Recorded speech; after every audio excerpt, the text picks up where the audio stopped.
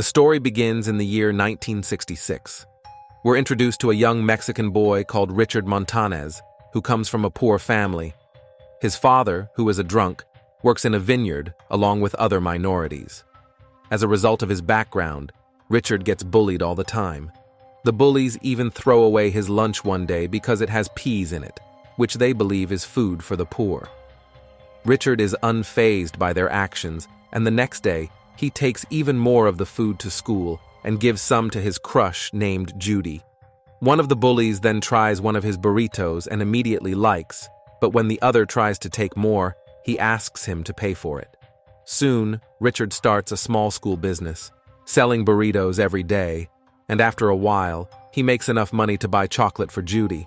However, when he got there, he was suspected of stealing the money he had because of his poor background and was arrested.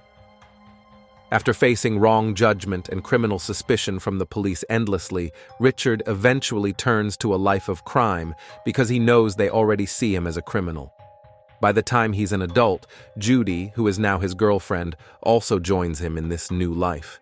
Soon, Richard joins a gang and becomes a drug dealer, and Judy follows him as well. However, when Judy gets pregnant for him, Richard suddenly realizes that he's been living a bad life all these years, so he begins to stay away from the gang and drug dealers. By the year 1982, Richard and Judy finally got married and already had 2 children. As you'd expect, Richard isn't able to provide for the family. The best job he could get was working as an electrician who barely made any money. Even with Judy's salary from her job as a shopkeeper, they still could make ends meet. As a result, Richard decides to search for a new job, and while he's at it, Judy begins hawking goods on the street with their baby. When all efforts proved futile, Richard decides to take Judy and the kids back to his family. When he returns, we discover that Richard's father treated him badly while he was growing up, and even now, he still doesn't respect him. At night, Richard goes out to reconnect with old friends so he could start dealing drugs again. Unfortunately, when he gets there, the gang leader, Tony Romero, refuses to let him back in the gang because he didn't want his family to face the consequences. Tony reveals that he has also left the life of crime and now works at a food factory. Richard, who's still desperate for a job, asks Tony to help him get a position at the factory, so he tells him to come in and apply the following day. The next day, Richard goes to the factory called Frito Lay, which he finds out produces snacks like Doritos and Cheetos. When he's asked to fill out the application form, he doesn't feel sure of himself, so he asks to fill it out later. When he gets home, Judy is the one who eventually helps him fill out the form. She writes that he's a graduate of Santo Bernardo High School, even though he never went to high school, and she assures him that the company wouldn't know if it's true or not. The next day, Richard submits the form to the human resource manager, who happens to be an alumnus of the same high school. The manager finds out he's lying, but Richard begs him for any opportunity to work there. Since there's no risk in giving him the post of janitor, the manager hires him. The next day, Richard begins work feeling very enthusiastic, because the fact that he could even get a job in a big company as an immigrant is a very big deal for him. The manager shows him around the factory, and Richard is very excited about everything, especially because he's intrigued by machinery. Over the next couple of days, Richard works dutifully at the factory, ensuring that he keeps everything under his watch clean. One day, he asks a machine operator named Clarence Baker about the machines that he's fascinated by. Clarence is about to begin sharing some of his knowledge with Richard when Tony interrupts and takes him away. Later, Tony explains to Richard that low-class workers like them shouldn't be talking to the machine operators if they want to keep their jobs. He also reveals that Clarence is the best and most senior machine operator in the factory. Despite Tony's advice, Richard just becomes more interested in learning from Clarence. Even though he's currently a janitor, Richard has big dreams and one day hopes to be like Roger Enrico, the founder of Pepsi and the owner of Frito Lay.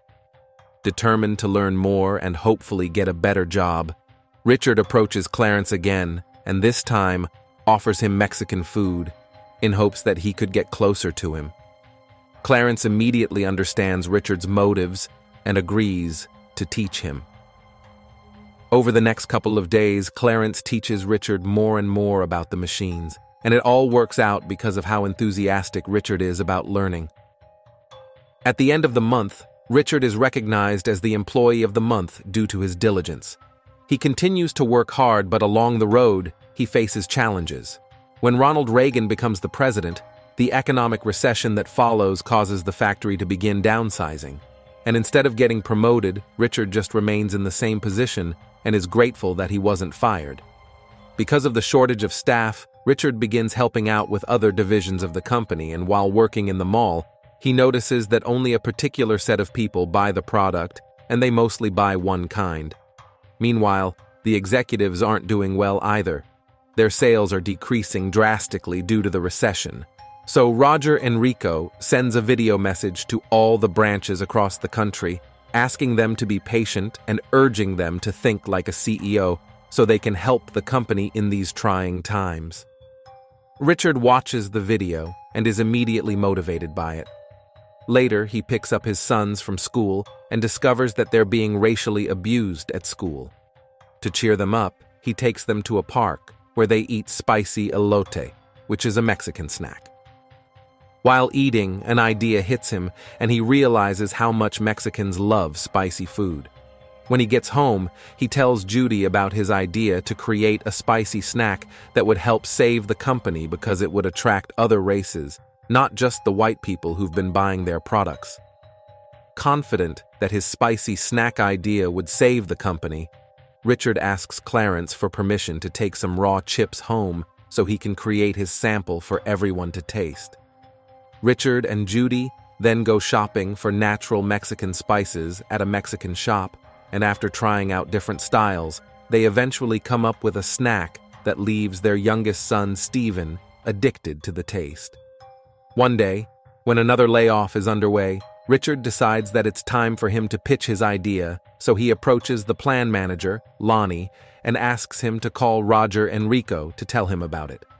Lonnie refuses to help him, claiming that the CEO wouldn't listen to anything a janitor has to say. Unfazed by his words, Richard decides to go solo and sneaks into the manager's office to get Enrico's number. He calls Enrico the next day, and when the secretary answers and is shocked to hear a janitor speaking. However, knowing the current dilemma of the company, she forwards the call to Enrico, and Richard pitches his idea of spicy snacks to him. Enrico is immediately interested, knowing that the idea could help save the company and bring in a Mexican customer base. He agrees to try out the samples, and after receiving them, he tastes them and finds the taste addictive, so he calls Richard back and informs him that he'll be visiting the branch to see him. Unfortunately, his actions earned him some backlash from his superiors at the branch.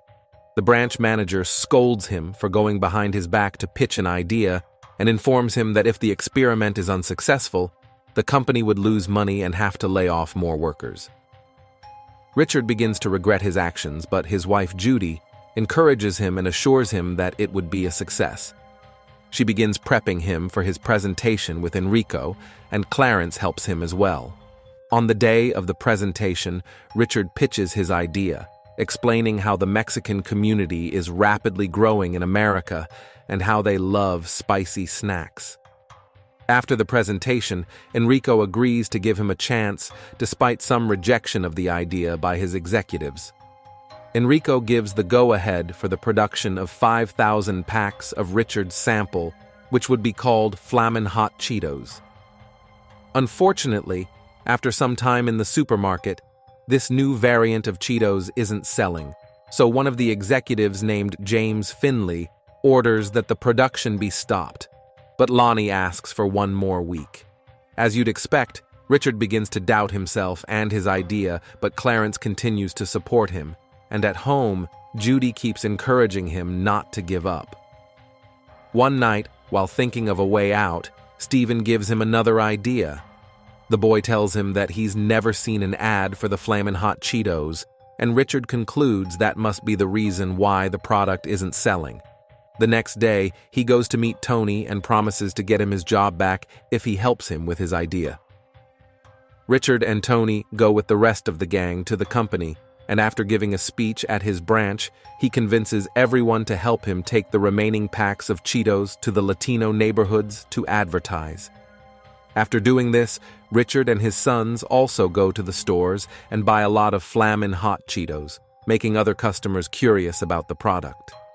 In a short while, sales for Richard's Cheetos increase drastically, and when Enrico finds out about this, he's very delighted. So much so that he immediately orders the production of a whopping 5 million packs of Flamin' Hot Cheetos in Richard's branch. The mega production commences immediately, and Flamin' Hot Cheetos returns to the market. After 6 months, the company makes so much profit that they're able to hire all the previously laid-off workers and even operate the way they did before the recession. Clarence finally gets promoted to plan manager, and one day, Enrico secretly visits Richard to thank him and promotes him to director of cross-cultural management so he can come up with new exciting flavors for the company. The story ends with Richard getting a standing ovation from everyone in the company for his immense contributions. Since then, he's been dubbed the Godfather of Latino marketing among top executives in the Pepsi company like himself. That's all for today's recap. Hope you enjoyed it. Please like, subscribe, and hit the notification bell to see more videos like this. Thanks for watching and see you next time.